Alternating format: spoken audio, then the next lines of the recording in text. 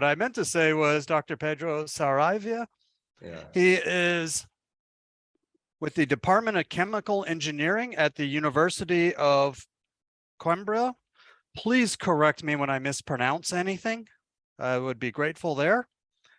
And he's also the vice rector of the Nova University of Lisbon in Lisbon, Portugal. And welcome, Dr. Pedro.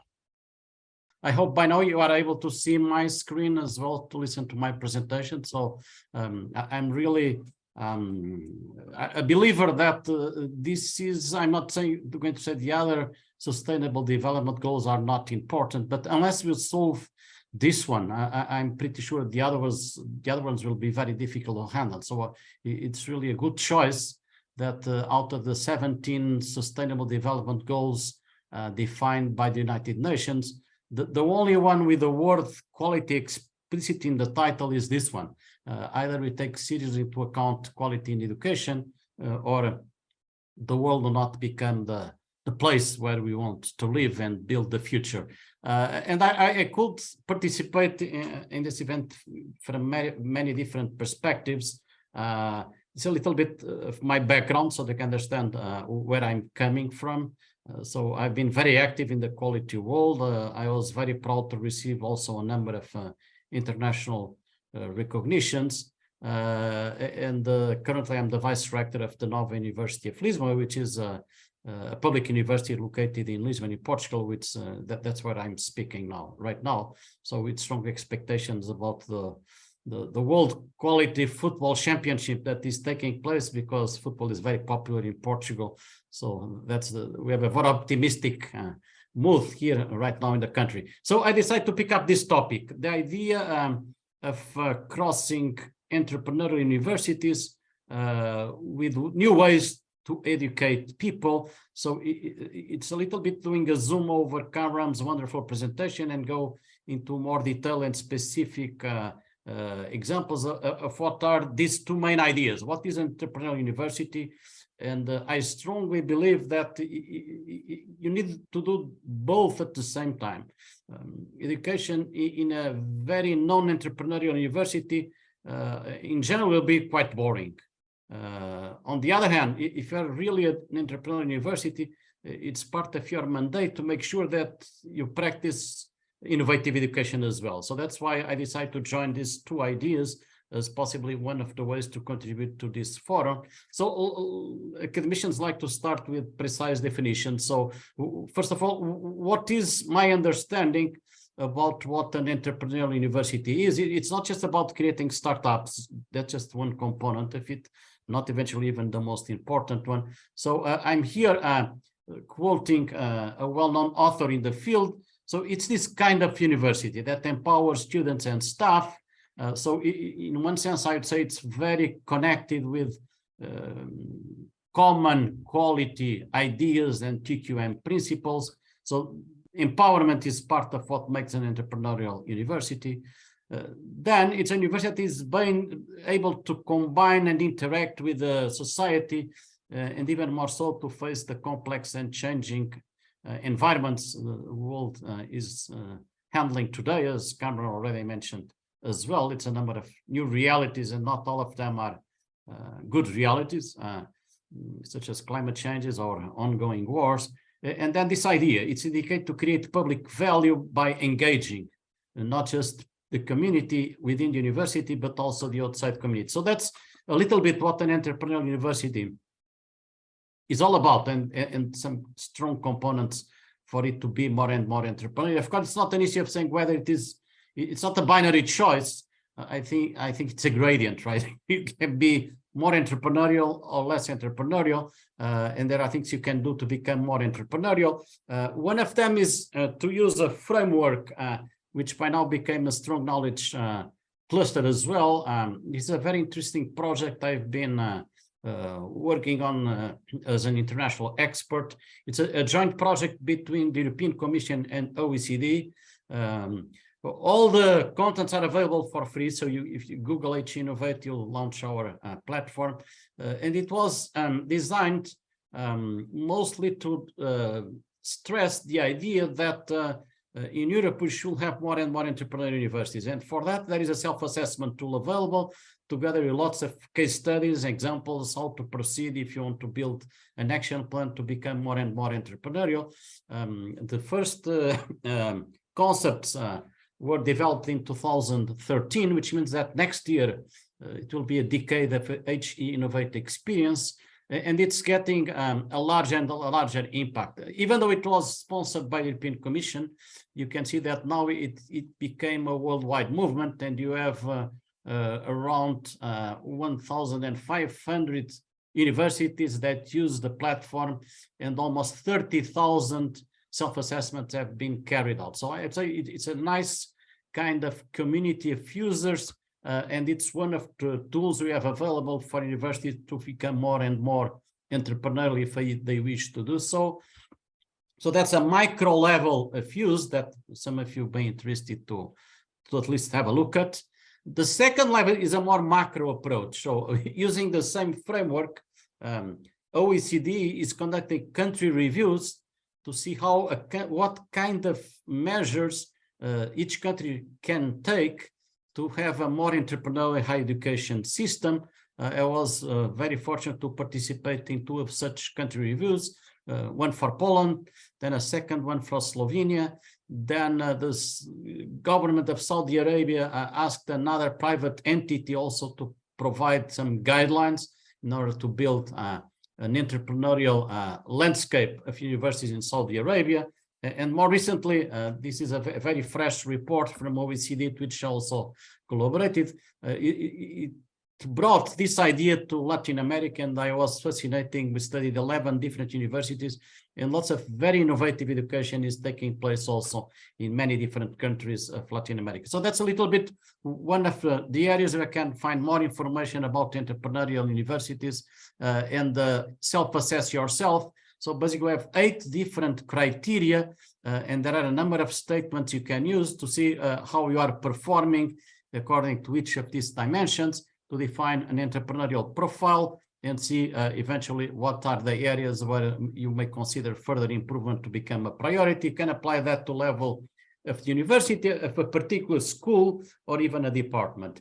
Right now, we are about to complete the revision of the model. So by the first trimester of the first quarter of 2023, some of these criteria will change slightly their names and their meanings, because we feel that 10 years later, the world has changed, and therefore, if to be entrepreneurial, you need to define ecosystems around you. You need to address global challenges like climate changes, and you need to make sure that you are impacting the world. So that's why you can see here the spirit of being entrepreneurial in 2023 becoming slightly different from the one that we have designed back 10 years ago. So that's something that you may also want to consider to look into the new model that will become available soon. It's not yet available in the platform because they are still finalizing the writings or some of the statements. So that's a little bit giving this idea about entrepreneurial universities and their role and possible ways of becoming more and more entrepreneurial. And then I'd say it's almost interconnected, this first idea that if you want to become entrepreneurial university, part of it has to do on how you teach and how creative you are in the ways you teach. And as a Cameron mentioned, so I'll not repeat what he said in a very wonderful way. I'll just try to complement with some additional thoughts. I think you are like a little bit of innovation and creativity in the higher education landscape and in our universities. So just to make this point even more clear, this is a very nice picture about what a classroom used to look like. And this was done back in 1350. It corresponds to University of Bologna. And if you look into the current teaching environments, I would say they're not too much different. If you visit universities across the world and go to the classrooms, they're slightly different. Yes, we have a PowerPoint, we have some screens, but layout is, I would say, too much similar to the one that we used to have in the medieval ages. I think that should be a matter for reflection, right? Because we live in a totally different world with different people, different values, different organizations, different societies. So it will be a very strange coincidence that the perfect environment for teaching in 2023 will match the one that used to be in place in 1350. So I think that's a very good picture, just to, in a provocative sense, for us to start reconsidering eventually almost everything, right, on how we are teaching, how we're dealing with our current students, because eventually we are still repeating a little bit what used to be the usual teaching environment many centuries ago, in a totally different environment and with totally different sets of students. There is a very nice exercise I typically do with my students. It's well known. If once again, if you Google, you find lots of different versions of it. So it's something that tests teams of people on how creative they can be by using a certain kind of materials, so limited resources, to come up with the tallest possible building or tower or whatever you come up as your solution. So I think it's a very nice exercise for you to challenge your students and how creative they are individually and as teams.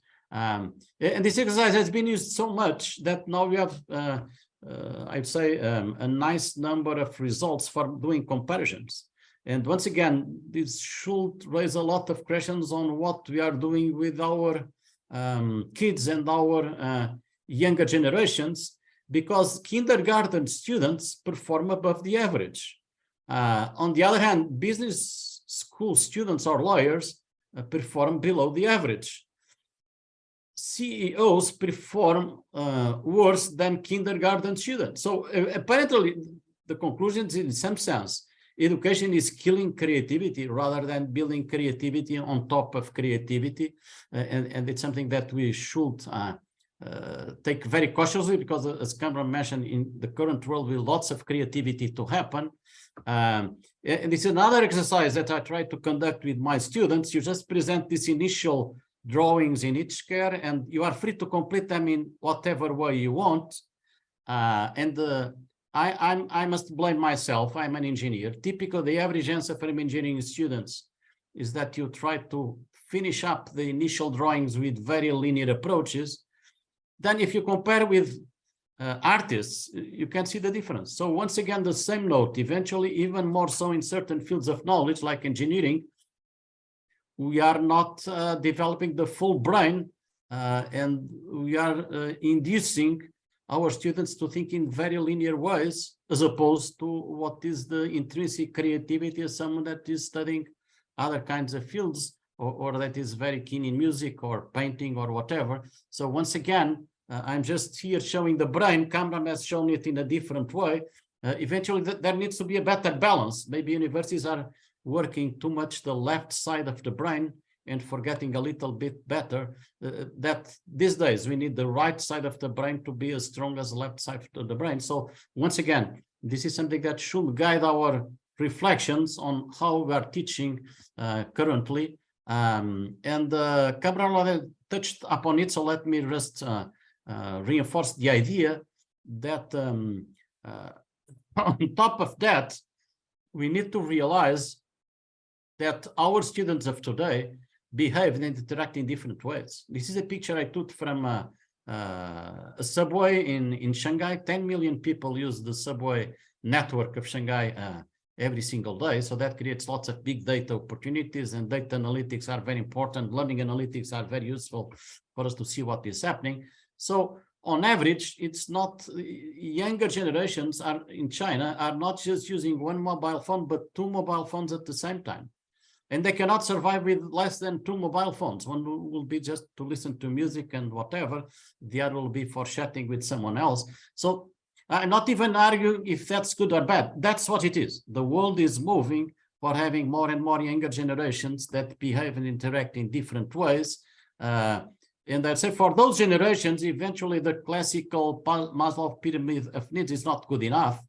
That's the practical, the classical way we have used to understand behavior of people in general. And I've developed this concept of moving from the pyramid of needs to the boat of needs, where I have a bottom layer of connectivity. That's what happens every day with our students here at the Nova University of Lisbon. When they join the school for the very first, they don't ask for where the canteen is, or they may have food or water. They ask us how to have access to the internet. It's almost like if they were not being able to be connected for more than 30 seconds, that they will die. We know that it's not the case, but from a psychological point of view, that's how I see the world and how they behave. And therefore, we need to adjust the way we teach to this reality, which brings not just Internet of Things, but also Internet of People, and people that feel that this is more important than anything else for them to feel comfortable. And this means also, if you take this broader view of how our university students behave today, that was already mentioned. This is a very nice book from a French author that says, well, one thing leads to the other. We live in a world where it's very difficult to capture attention. And he calls it the world of the red fish, because from a biological point of view, people have said the behavior of red fish is in fish bowls, and they cannot keep focused on the same area of vision for more than 8 seconds. So that's the kind of analogy. We live in a world where people cannot be focused and paying deep attention to a single topic for more than a small period of time. I'm not saying it's 8 seconds, fortunately, but eventually that's how our students behave. They cannot be very focused on the same topic for more than a couple of minutes. And we need to understand that teaching this kind of individuals is different from the way we used to teach our own generations when we used to be students in the past. So that was a number of issues, but there are also, of course, ways to overcome these challenges that come out with answers. The first one is this idea. If you really want to change mindsets and attitudes, sometimes you need to use extracurricular spaces for learning more than just relying on the classrooms. And to make it difficult to manage, I say that for this kind of new learning to take place in this new worldwide environment where people behave in different ways, both teachers and students need to live a learning space which does not match the comfort zone.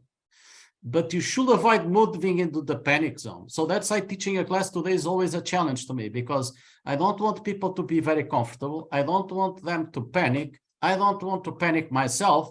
So it's a very unstable layer, but that's really where creativity happens. That's really where the emotional intelligence can be built. And therefore, this is, I would say, an important way of looking into how you are managing the class. And maybe for different groups of students, they will have different comfort zones. So they even have to customize a little bit where to find the best zone to operate the class. But make sure that you are not either in the comfort zone or the panic zone. And that's a very tricky, challenging goal to obtain. And role models are very important. As I said before, students are very bright, and they capture in a very short period of time if you are really being authentic and you are innovative yourself, or if you pretend that you are innovative in the way you teach and you are really just teaching in the conventional way. I mean, it will not change the way they behave. So role models, having really entrepreneurial, innovative teachers, different spaces for learning, that's something that will be very, very impactful for changing the behavior of students. The second reflection I want to share with you is the idea that space matters. Even though we know how to do it digitally, the physical spaces you have available at university will make a lot of a difference on how you learn and how you can teach. So it's important that environments drive creativity. You have environments that are very flexible. One classroom can have a different layout from another classroom, and you should promote what I'm calling here positive collisions. One student just collides with another student, they start talking with each other, and you never know what they will end up with. The same can happen with teachers and students. And that's where you find very unusual architectures being applied to universities. This is the Computer Science and Artificial Intelligence Lab from MIT, designed by Frank Gehry. It's very provocative, but very, I'd say, coherent with this message that you need this kind of environments. This is the new building that has not yet been created, but it's the idea of being open to the outside world. It's going to be the new College of Computing from MIT. I follow closely MIT because that's my second alma mater. That's where I got my PhD from. So the idea of being open to the outside world, here it's a new facility where you can see from the street everything that is happening inside the building. And the same happens if you are inside the building, you can see everything that is happening outside the building. These are the innovation spaces that belong to the Higher College of Technology, which is a strong network of higher education institutions in the United Arab Emirates. Once again, you can see the environment for learning being quite different from the one we are more familiar with. And this is an open side environment that is part of the new facilities of the Nova University of Lisbon. We just opened a new campus in Cairo with a local partner, and they try to make sure we have this kind of environments for having classrooms, which are different, once again, from the more traditional ones. So space really is important. And then, and this is almost my final message, we need to be brave enough to do experimentation. Try to do new things. Try to teach in different ways. Some things will work, others will not work. Pilot first with a small classroom, then you can scale up after seeing, just as was mentioned, through learning analytics, that one thing works better than the other. But I think we need to be much more disruptive than been able in the past. And for that to happen, maybe you need to create some teaching environments for doing experimentations. It's not labs for doing research, labs for teaching new approaches to teaching. Before becoming the vice rector of the Nova University of Lisbon, I had the pleasure of being the dean of the Nova Information Management Schools. That's one of the schools of the university. And you created this space, which is very strong in monitoring. We monitor sound, image, and so on and so forth, just for our teachers to try different things in different learning environments. And it's very flexible. You cannot move around the chairs. You have this second part of the lab where you can ask students for 20 minutes to go to the other environment and then come back. And so it's this kind of experimentation that I think we need to make sure happens. And it's another example that I took from the study we conducted for Latin America. It's a private university in Argentina, and they have this beautiful high tower, which is dedicated to experimentation and for trying new teaching approaches. And you can see also from the inside how it looks like. So lots of light coming in, lots of flexibility inside to make sure that you promote different learning experiments. So in the end, let me just put into perspective a final message. Sometimes, because now I see lots of confusion, even more so after the COVID, being innovative and assuring top quality education does not mean necessarily that you need to use high-tech or digital approaches. That's why I take this picture in the vicinities of airports. We are using old technology, the Eagle, to destroy drones that may be causing problems to the airplanes. So sometimes old technology wins over modern technology, and what really matters is finding the best mix for a given teacher to be the best possible teacher to create these new learning outcomes for a given set of students. So don't take for granted that everything needs to be high-tech. Low-tech can be very powerful as well. And my very best example about how low-tech can be impactful even today is just listen to Feynman lectures on physics. He's just using chalk and the traditional blackboard, but he does wonderful storytelling. It's almost impossible not to become highly motivated and learn a lot. So I'd say more than making almost mandatory for everyone to follow the high-tech approaches, sometimes low-tech can be the best way for certain kinds of students and teachers. And in the end, this is my very, very final message for you. Being a top quality teacher and assuring top quality in higher education is above all a matter of respect. So there is a recent movie dedicated to Aretha Franklin, which I assume some of you may know, and she was known for a very nice song talking about respect. If you ask our students here at Nova or in any other university, what kind of teacher did make a difference? and do you remember as being an outstanding teacher and role model? I'd say the answer is pretty much it's someone that is very good at what he does, but he has a lot of respect regarding students. He dedicates himself to changes as human beings. So that's half of what you need to do to assure high quality efficiency. Then the second, not go after customized approaches. What works here may not work there. Even from one year to the other, student change, you need to adjust the way you address students. And then we love awards, rewards, incentives, recognitions, sharing of what you are doing. I think that's a very powerful way to build the entrepreneurial university with top quality education. And then the very final message, it's worthwhile. This is a sample of former students of mine that I'm very proud to see being very successful. I've been teaching entrepreneurship for many, many years, and they created very successful startups. I think there is nothing more rewarding for a faculty member than to see some alumni doing very, very well. And you may think that at least a little bit of their success is due to your efforts to teach them as human beings and make sure that creativity is part of it. And my final slide is an invitation. We are very proud to organize the European Quality Congress in Lisbon in 2019. We are very proud to announce, and this was a very recent decision, that we'll be hosting the European Quality Congress in 2023.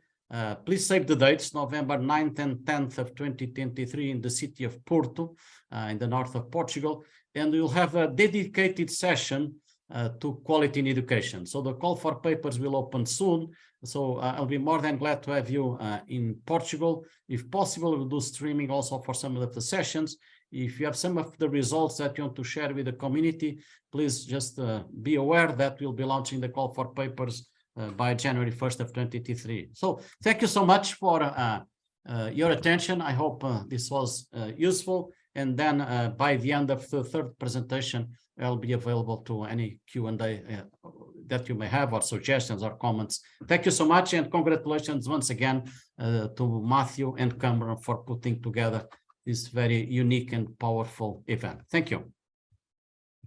Okay, and thank you. Thank you for the congratulations, and thank you for the very interesting talk.